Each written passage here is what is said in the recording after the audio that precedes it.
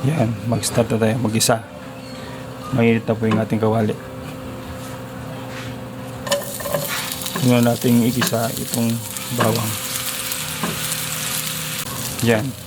Ibalang lang po natin to para lumabas po ang tunay na lasa ng bawang. Kung makikita nyo po, medyo brown na po yung ating bawang. Yan. Yan ang gusto nating ma-achieve. Yan. Sa puntong ito, ilalagay na po natin itong sibuyas.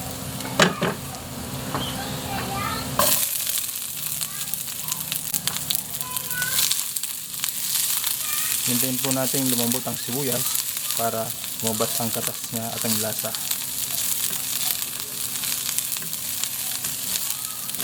Mas may isa-suggest ko po kung gisadong-gisado ang ating mga ingredients para lumabas talaga ang tunay na lasa nila. Gaya niya, no? Medyo translucent na po ang ating sibuyas. Ayan. Yung sibuyas natin ay ready na rin. So next step natin, ilalagay natin itong pork belly.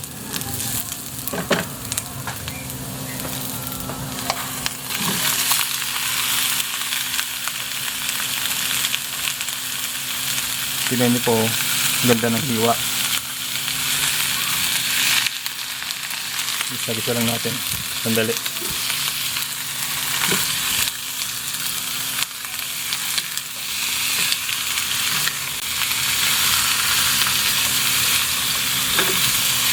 Para hindi masunog yung bawang at sibuyas sa baba. Haluin natin ng konti. Yan. Sa puntong ito, lalagay po natin yung ibang mga ingredients.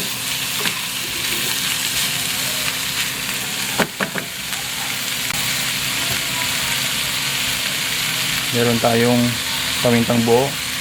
Pwede rin drog. Nasa nyo po yan. Yan. Meron tayong dahon ng laurel. Yan.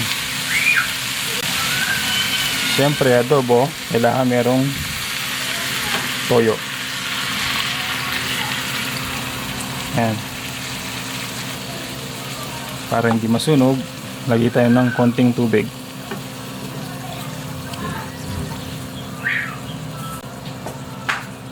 Ayusin natin.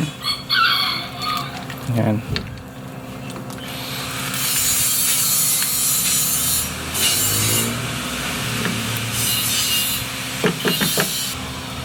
Tapos takpan hanggang lumambot na po ang ating karne.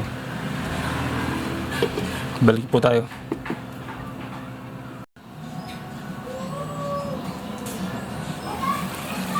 Yan ang itsura niya after 15 minutes. Yan ang sarap na niya, oh. Grabe, oh.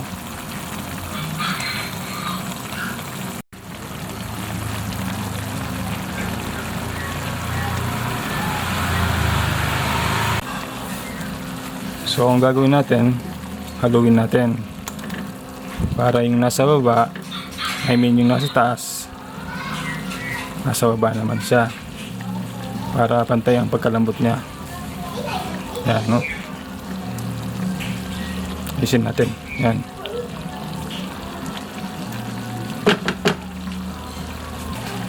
Takpan natin ulit. Balik tayo mamaya.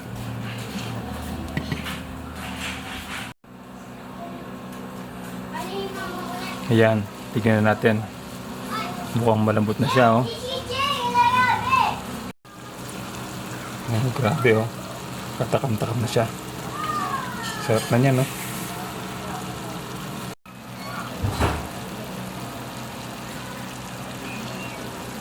Sarap.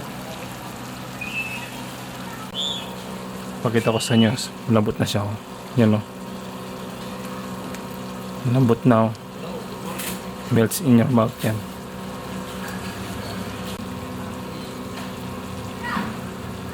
Yan.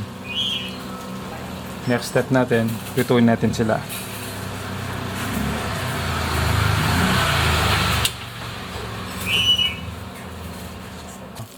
Medyo mainit na po yung ating kawali. So pwede nating iprito yung ano, yung pork belly.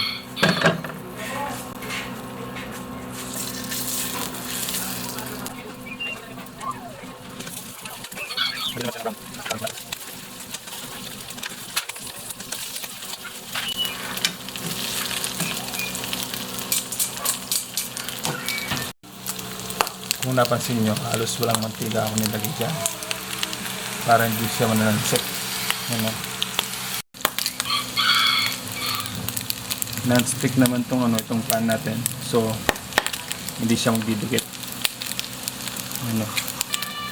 Pagkatapos ng ilang minuto, tignan na po natin. Yan, no?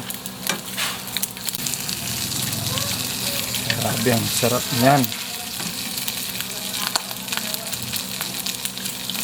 Ano? Tignan niyo po. Grabe. Ang sarap po. Grabe yan. Actually, pwede nang ulamin yan eh. Sausaw mo lang sa suka.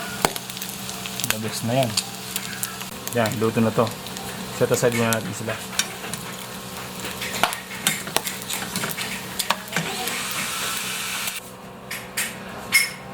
Next step natin, maglagay tayong tubig.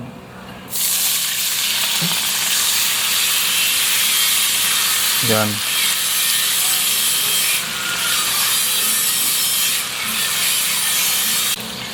Ilagay na natin itong Reno liver spread, oyster sauce, pampasarap palalo.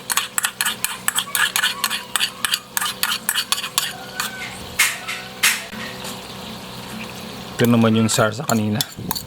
Sasahin natin.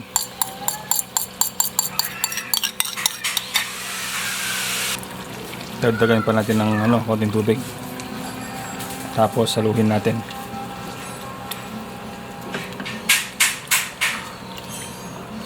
Haluin natin hanggang tuluyan ng malusaw itong Reno.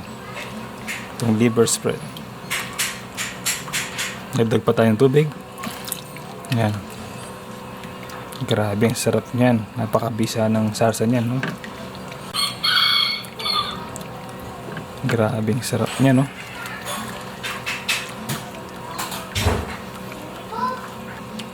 Kapag well blended na siya, ibalik natin itong pork belly. Yan. Sarap niyan, grabe. Actually, meron pang kulang dyan. Lagyan na natin yung suka. Ito na yung suka. Yan. Gagawin natin yan. Hintayin natin siyang kumulo ng mga 10 to 15 minutes para ilabas na yung yung acid ng suka. Sige, balik po tayo. Huwag niyo pong takpan, ha. Sige, balik po tayo. After 15 minutes, tingnan niyo po. Grabe. Ang ganda ng kulay. Napakasarap. Pagmasdan niyo po. Pagmasdan niyo, sigurado sabog na naman ang kanin nito. Pati diet. Sabog yan.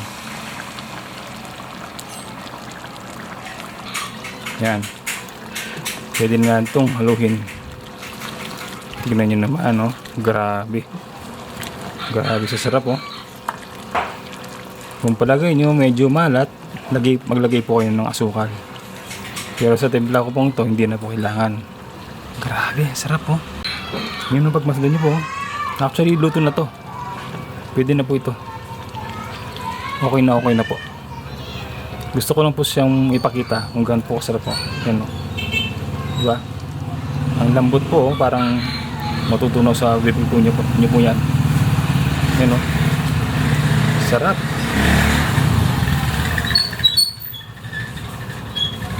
Grabe, Pasensya na po sa ingay sa labas. Meron pong nagbubukpok. Meron pong dumadaan na tricycle. Minsan meron pong nag-aaway sa tawing bahay. Minsan na po kayo ha. No? Pero ang pinaka-importante, itong ulam natin. Napakasarap po. Paldong-paldo. Ihanda nyo na po yung yung bandehadong kanin nyo. Tsaka yung siling po, almoranas. Para lalong ganahan. Yan. Okay na po yan. Maraming salamat po. Sana mag-subscribe po kayo. Share nyo po sa kaibigan yung recipe natin. Thank you po.